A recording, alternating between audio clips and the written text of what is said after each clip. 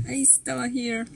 So I kind of like doing like a personal project. I'm going to talk about 10 bands from different regions, 10 bands from the US and 10 bands from the UK, 10 bands from Western Europe. I mean, something like France, Germany, Sweden, because I'm not very in tune with Eastern European music.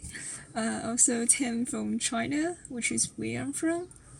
And okay, stay tuned. So today I'm going to talk about 10 underrated bands from the US. And the first band I'm going to talk about is the one called The Phillies. The Phillies are a post-punk jangle pop band from Helden, New Jersey. And The Phillies, what a great name. I'm glad they didn't name themselves as something like Butthole Surfers. They formed in 1976 and have released 6 studio albums. Although they were not commercially successful, they had a big influence on the development of American indie rock. The Phillies have been named Chat by IEN, Yo La Tengo, and Real Estate as a major influence. Brick Media described the Phillies as such. They represent a direct link between Velvet Underground and just about all of current indie rock. The Phillies' influential album Crazy Rhythms, released in 1980, was listed number 49 in the Best 100 Albums of 1980s by Rolling Stones. And looking at Crazy Rhythms' album cover, it looks similar to Weezer's Blue album. And I think the Weezer were paying tribute to the Phillies. Well influenced by the 1970s New York punk scene, they wanted to belong to the greats, but they also wanted to stand out to do something different. Their debut album, Crazy Reasons, sounded like straight-A smart nerds who decided to do punk frantically, mathematically, and anxiously, with a vibe and aura of what we call today as indie. They sounded unique at the time.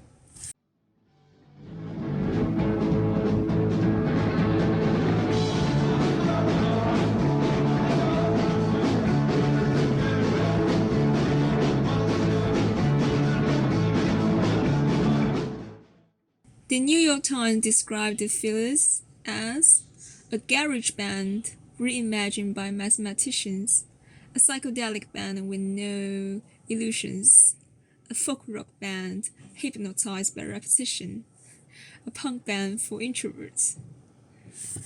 So at the end, I'm going to share 2 trivias about the Phillies. One is that their second album, The Good Earth, was produced by R.E.M's Peter Buck. And the second trivia is that before officially releasing their debut album, they played several shows at the legendary venue CBGB in the late 70s. Okay, so recommended song of the Phillies, Crazy Reasons, The Boy with the Perpetual Shyness, It's Only Life. Okay, so that's about the Phillies. So the second band I'm going to talk about is one called Husker Du. I think they are fairly famous in the hardcore punk rock scene back in the days, but I think they're freaking amazing. I kind of just want to list them here. So Husker Du sounds like some death metal band from Scandinavia with an obsession for black leather jackets. But actually, Husker Du are an alternative rock hardcore punk band from St. Paul, Minnesota, of Walmart fashion. Husker Du were mostly active in the 80s.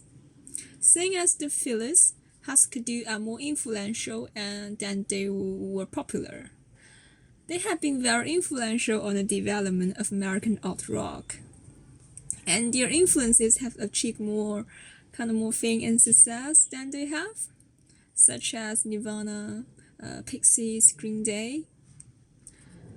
Husker Du combines hardcore punk speed and aggression with pop leaning melodies.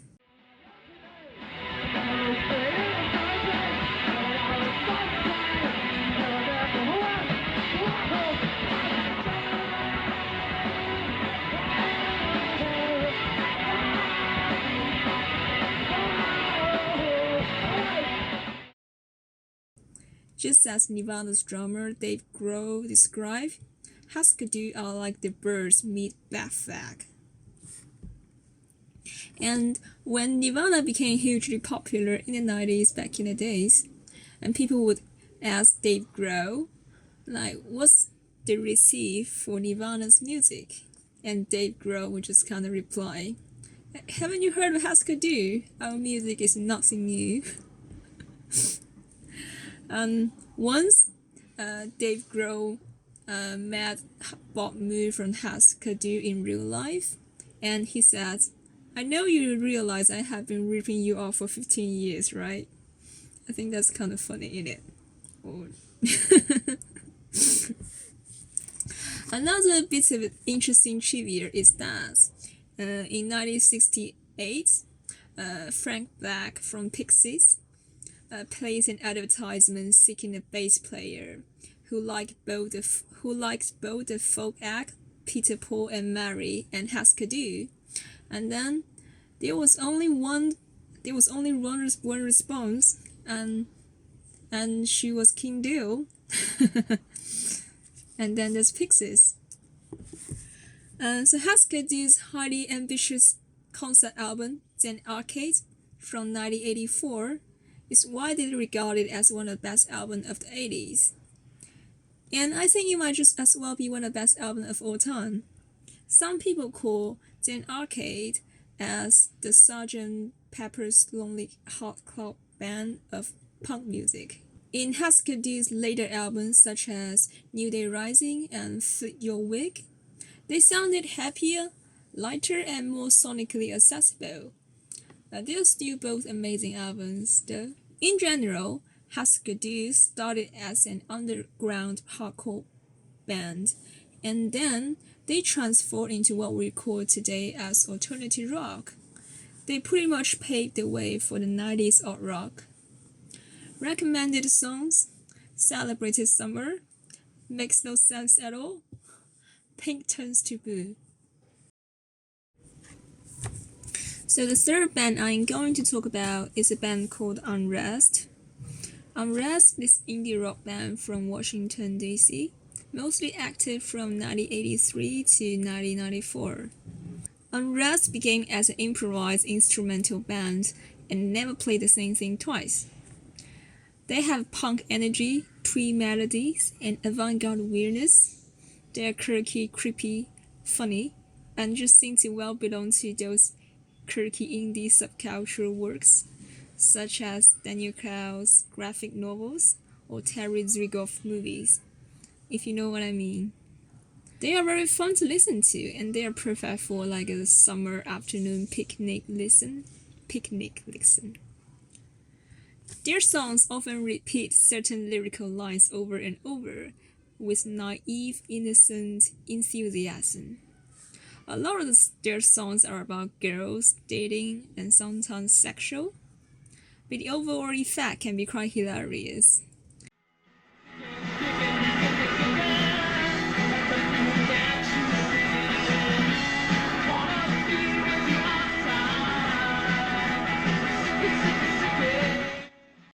The album Imperial FFRR from 1992 and Perfect Teeth from 1993 are both underrated pop albums for the amount of fun and innovation they contain. Recommended songs: Makeout Club, Cherry Cream, Breather, XOXO. So the fourth underrated American band I'm going to talk about is a band called Codeine. Codeine is an indie rock band from New York City, active from 1989 to 1994. So literally, codeine is a kind of substance that has been medically proven to soothe depression by submerging the user in a state of calm. So the name Codeine definitely says something about their music. Codeine were a short-lived band of 5 years and have only released 2 studio albums. One is Fuji Stars from 1990 and another is The White Brush from 1994, released by Sub Pop. They were the first band that are not from Pacific Northwest that Sub Pop had signed. Due to the band's slow and depressing musical style, they are credited as a pioneering act of what is known as slowcore and sadcore today. More guys from Man Stuart Braithwaite and the famous BBC DJ John Peel are both big fans of Codene's music. And their music contains simple and minimalistic instrumentation with cry and loud dynamic.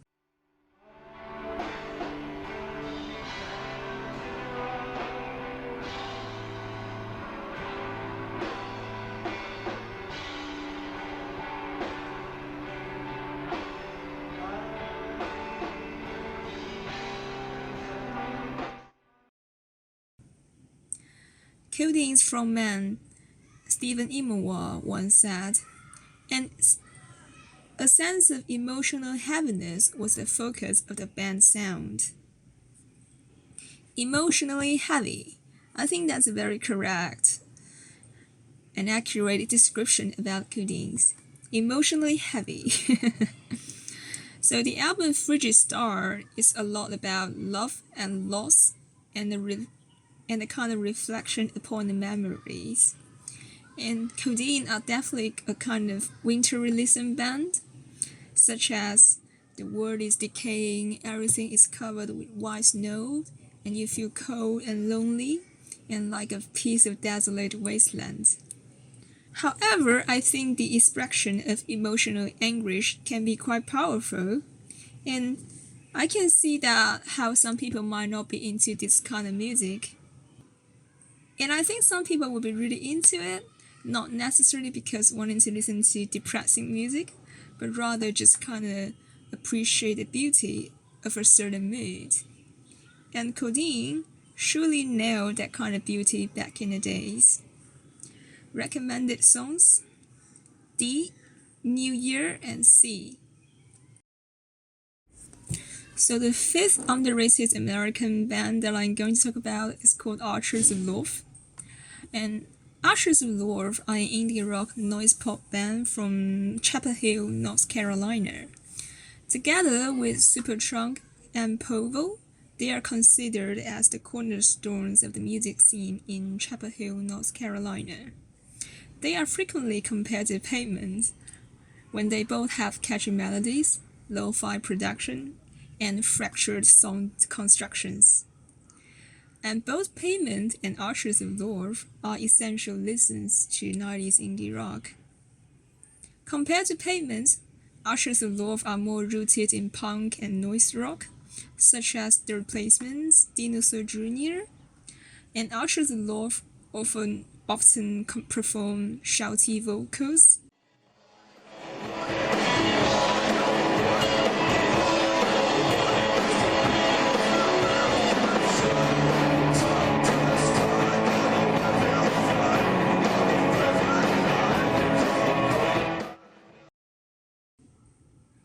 It is widely acknowledged that Archers of Loaf put on amazing rock shows with great enthusiasm. The famously exacting music critic Robert Christgau commented on their album White Trash Hero. "This is their sound. There is none higher. Other indie bands should just retire." And Archers of Loaf oftentimes has amusing, self-conscious and self-deprecating lyrics, such as these lines from the song called Wrong. "No, I do not think that you could love me anyway, because you are inferior to me. And no, I do not think that you could love me anyway, because you are superior in all aspects to me." There's another one kind of like a modern stanza about Rockstar from the song called The Greatest of All Time. Okay, so the lyrics are like this, which I think is hilarious. "They caught and drowned the frontman of the world's worst rock and roll band. He was out of luck because nobody gave a fuck. The jury gathered all around the aqueduct, drinking, laughing, and lighting up, reminiscing just how bad he sucked, singing, 'Throw him in the river, throw him in the river, Throw him in the river. Threw the bastard in the river. What a great point. From Archers of North. I don't know why I'm kind of like a sucker for these lines personally. Archers of North most famous song, Wet in Front, is ranked as the 77th best track of the 1990s by Pitchfork. By the way, Archers of North released new singles in 2020, and I think the singles don't really sound terribly different from before, but I think they're worth checking out. So, recommended songs of Archers of North: Wet in France, Wrong, Lowest Part is Free. All I ever wanted, all I ever wanted, all I ever wanted was to be your spy. So that's it for today's 5 underrated American rock bands. So the order that I talk about them is just from old to new. It's not how I really ranked them or something like that. So the next video I'm going to talk about another 5 underrated American rock bands.